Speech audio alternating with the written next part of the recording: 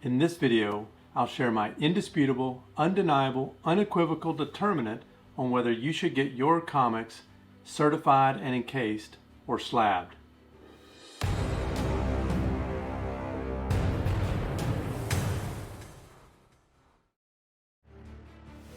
Okay, so I might have misguided you a little bit on that intro.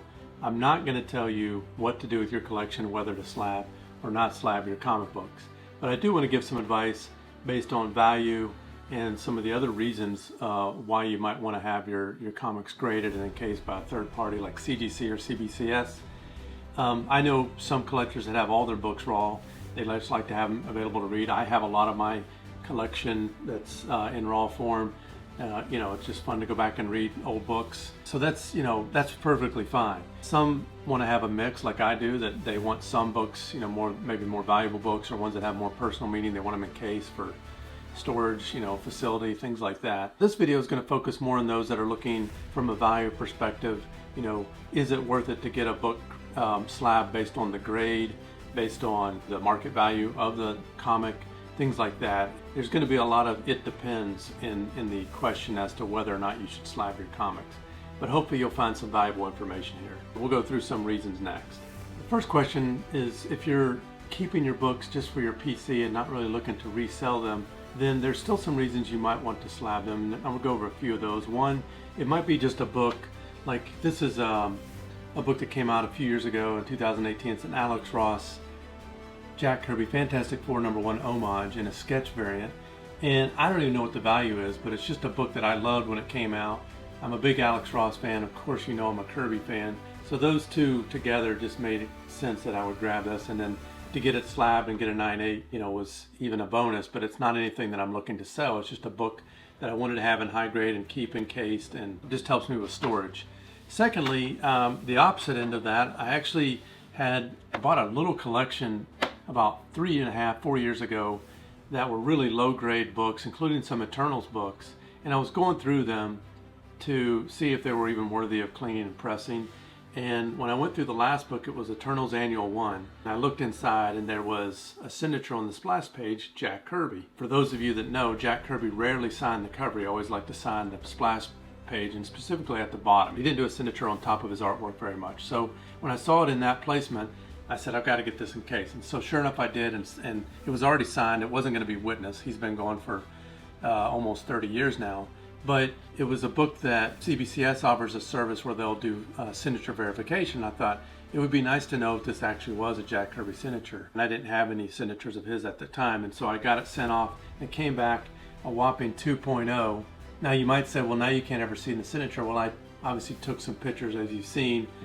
But I just wanted to have it encased because I just thought it was a cool story where I bought a book. I think on average, these books I got for like $4 each. This little Eternals run several years ago. So it was just a really low grade, really cool find. No intention of ever selling it. Don't even know what this book is worth. I know the Eternals books, the values have gone down, but to have a Jack Kirby signature that I found pretty much out in the wild, just something I wanted to get slabbed. So that's one reason. There's others in my PC that I get slabbed just because they have meaning. Some of the books I collected that I bought off the rack in the 80s, they're low grade because I didn't know how to take care of books. I never even bagged and boarded a book when I was a kid. I had a couple of those slabbed that came back like mid-grade. They're not worth the $40 or $50 I spent on getting them certified and slabbed, but I wanted to have like a nice graded copy of a book that I had just to show how much I wore it out and to have it in my collection. I don't have all my books that I had certified like that or slabbed, but I have a couple just for that purpose. So now let's switch over and let's talk a little bit about what about value and those that are looking to possibly keep books for an investment or have them to resell. So if you're certifying or getting comics slabbed because you have a resale in mind, or just you want to determine the value and use a third-party grader, then we're going to talk a little bit about some factors to consider as to whether to send your books in and get them slabbed. First, a side note, third-party graders, CGC, CBCS, etc., they need to be really careful, in my opinion, about not having that third-party descriptor as part of their core competency, their company. If they're running books and putting their names on the backs of books like they've done recently, or working with publishers or creators to create comics for the community, they're no longer third-party independent graders. And they have the risk of losing the trust of the community because my book should be graded with the same independent, unbiased that someone else who happens to be in a partnership, a financial partnership with. So just a side note, I'll get off that soapbox for a little bit, but I really hope that they consider, the main source of their revenue is getting all these books in for grading. I hope they're not neglecting that to get an extra 10-20% of additional revenue from some of these publishers and creators. So back to certifying. For me, it means the value of it as a seller and even as a collector personally is I have an independent reviewer, not only to grade a book, rather than have the seller grade the book for me, or in my case, have me grade a book for someone else. The other thing they can do is they detect restoration and they determine whether there's any cutouts or anything that might qualify the grade. They do a lot of that for you, and so that levels the playing field when you're in the marketplace. If I'm selling a book and I look at a book as a seller, I want it to have the highest grade and get the most money. So human nature is going to make me kind of look at a book more favorably. So I always tell myself, look at it from a buyer's perspective when I'm selling a book. Try to grade really harshly. But sending it off and getting a book slab kind of eliminates that. You've got that third party. It's a great way, especially for key books, to kind of level the playing field, have trust between buyer and seller that, okay, you see the grade, you know what it is. Not all books are the same and you might not agree on the grade, but at least you have a third party set of eyes on it. So there are some tools to use now to determine if your book is worth the fees to get it graded. And let's go over a couple examples with that. We'll talk about some of the fees, the level, the tiers that it takes to get them graded by CGC is what I'm going to use in that determination. Go over a couple examples to kind of determine whether you should send your books to get them slabbed. First example I'm going to use is one where I should not have probably gotten a slab, again, based on value and the market. I bought a Fantastic Four 62. It was a mid-grade book.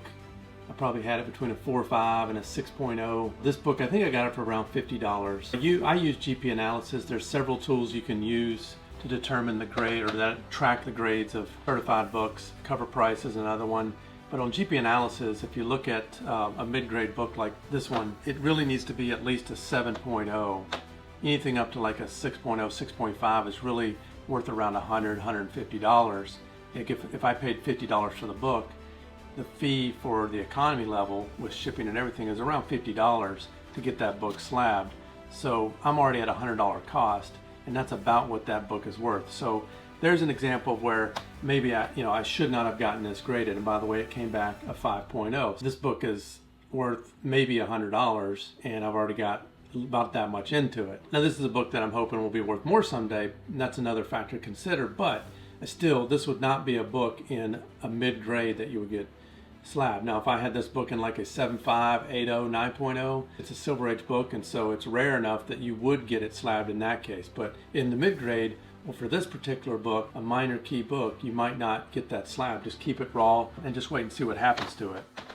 Now here's the one that is kind of the similar type book. It's not a super big key, Fantastic Four number 55. It's really just a cover book. I think I've shown some of these in some unboxings before. Because it's a Silver Surfer cover, an early one, then it's got some value to it. But again, not in low grade or even mid grade. You really got to get up to like 5.5, 6.0 before it's worth the cost of the slab, depending again on what you get the book for. Raw copies of this book, I think this one I got for around $70. It was a high grade. I cleaned and pressed it myself, and it came back a 7.5, which I was very happy with. A 7.5 is selling for upwards of the last sale was $400. So again, if I got it for like $100 and got a economy level CGC slab for $50, I'm only in for like 150, 160 bucks, and it's been selling recently for as much as $400. So that was a good value add.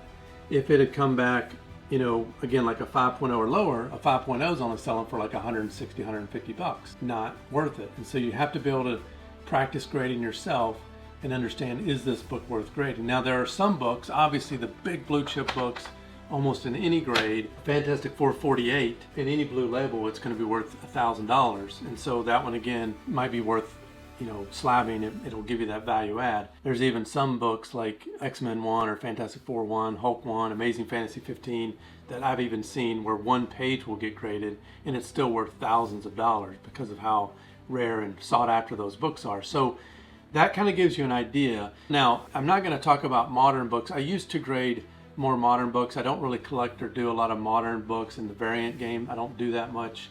But again, the modern, when I first started, I think modern was like $18 to get it slabbed, but that now has gone up. I don't even know, because I think the last one I did was like $28. So they jumped the prices up quite a bit to where you really have to know that that book is going to be a hot book. I'm not speculating on modern variants and things like that at this time. You know, other than the big blue chips like an Ultimate Fallout 4, obviously.